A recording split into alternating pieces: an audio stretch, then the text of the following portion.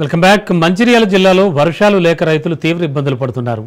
ఖరీఫ్ కంటే ముందే మే నెలలోనే నైరుతి రుతుపవనాలు రావడంతో మురిసిపోయిన రైతులు పత్తి, మొక్కజొన్న పంటలు సాగు చేశారు. కానీ వర్షాలు సరిగా లేకపోవడంతో విత్తనాలు మొలకెత్తక అన్నదాతలు ఆందోళన చెందుతున్నారు. ఇక అన్నదాతల కష్టాలపై మరింత సమాచారాన్ని మా ప్రతినిధి అరుణ్ కుమార్ అందిస్తారు.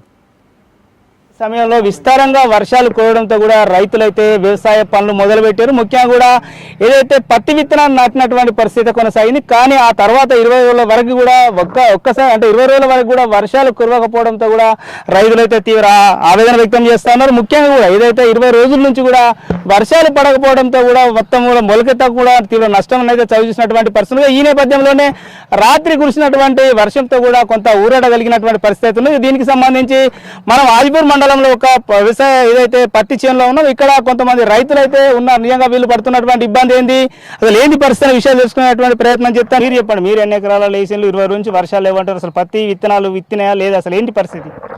నా పేరు చెలిమల శ్రీనివాస్, మాది మంచిర్యాల జిల్లా హాజీపూర్ మండల్ నర్సింగాపూర్ గ్రామము. అయితే ఈ నర్సింగాపూర్ గ్రామంలో చాలామంది రైతులు ఏంటంటే ముందు ఇప్పటికీ వర్షాకాలం స్టార్ట్ అయ్యి 30 రోజులు దగ్గర వస్తుంది.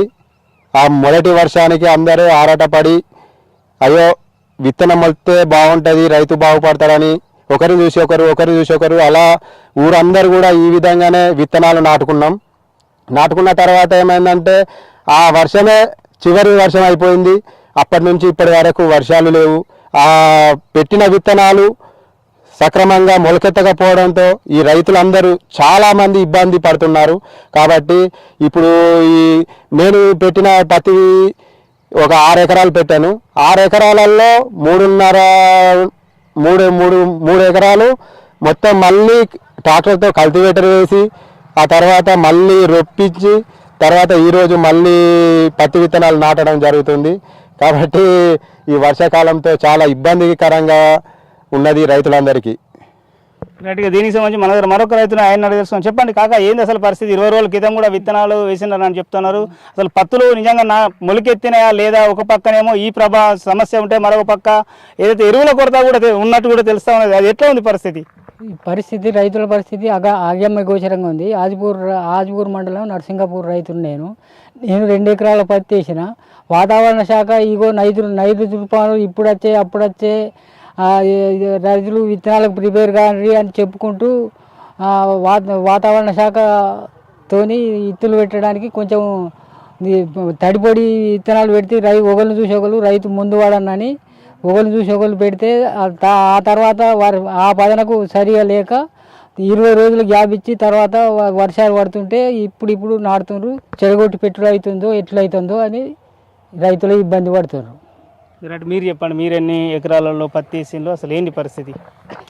నేను సుమారు 18 ఎకరాలలో కౌలుకు తీసుకొని పత్తి విత్తనాలు పెట్టాను. పత్తి విత్తనాలు పెట్టినప్పటి నుంచి కూడా వర్షాలు సరిగా లేక ఇప్పటి వరకు సరిగా మొలవలేదు. మరి అరకొరగా కేవలం ఒక 25% మాత్రమే విత్తనాలు మొలిచినాయి. ఇప్పుడున్న పరిస్థితిలో గడ్డి ఎక్కువ అయింది ఒక వర్షం కొట్టడం వల్ల.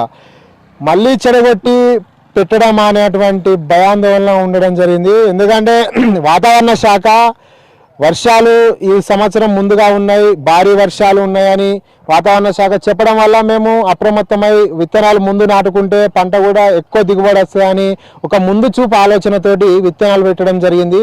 పెట్టినందుకు వాతావరణము సహకరించక చాలా ఇప్పుడు పెట్టేటువంటి కొత్త విత్తనాలు కూడా ఎక్కువ పడుతూ ఉన్నాయి. అంటే పెట్టినటువంటి విత్తనాలకు రెట్టింపు స్థాయిలో మళ్ళీ విత్తనాలు పెట్టడం జరుగుతుంది. దీనివల్ల పెట్టుబడి భారం ఎక్కువ అవుతున్నది, కూలీలు కూడా ఎక్కువ పడుతున్నారు. అదేవిధంగా మార్కెట్లో కూడా ఈ మొలిసినటువంటి విత్తనాలకు ఎరువుల కొరత ఉన్నదని ప్రభుత్వ అధికారులు చెప్తా ఉన్నారు. ఈ ప్రభుత్వ అధికారులు ఎరువుల కొరత ఉన్నదని చెప్పడం వల్ల వ్యాపారస్తులు అదే అదునుగా భావించి వాళ్ళు యూరియాను కానీ మిగతా రసాయన ఎరువులను బ్లాక్ చేసి 261 రూపాయలకి అమ్మాల్సినటువంటి యూరియా నేడు మార్కెట్లో 400 రూపాయలు అమ్ముతా ఉన్నారు. అంటే ప్రభుత్వ అధికారులు ఇచ్చేటువంటి ఈ ప్రకటన ద్వారా వ్యాపారస్తులు దాన్ని అదునుగా భావించి అధిక మొత్తంలో రైతుల నుంచి వసూలు చేసేటువంటి క్రమంలో వాళ్ళు దాన్ని ముందు చూపుగా ఆలోచించి వాళ్ళు ఆ పనిలో ఉన్నారు. రైతులు నష్టపోతా ఉంటే వ్యాపారస్తులు మాత్రం వాళ్ళకు అదునుగా భావించి మంచి సంతోషంగా ఉన్నారు. ఎందుకంటే రైతుల దగ్గర ఎక్కువ డబ్బులు వసూలు చేయాలని. కాబట్టి అధికారులు ఇప్పటికైనా యూరియా నిల్వలు కానీ మిగతా ఏదైనా డిఏపి కానీ రైతులకు సక్రమంగా అందే విధంగా ఎలాంటి ఎరువుల కొరత లేకుండా ఎప్పటికప్పుడు స్టాకును రప్పించి ఈ ప్రైవేట్ వ్యాపారస్తుల యొక్క గోడాంశాలను తనిఖీలు చేయాలి. దానివల్ల బ్లాక్ చేసేటువంటి ఆస్కారం ఉండేది. రైతులకు తక్కువ ధరలో తొందరగా దొరకడం వల్ల మందు తొందరగా వేసుకుంటే మంచి దిగుబడి వచ్చేటువంటి అవకాశం ఉంటుంది. కాబట్టి అధికారులు దీనిపైన నిఘా పెట్టాలని మేము కోరుకుంటున్నాం.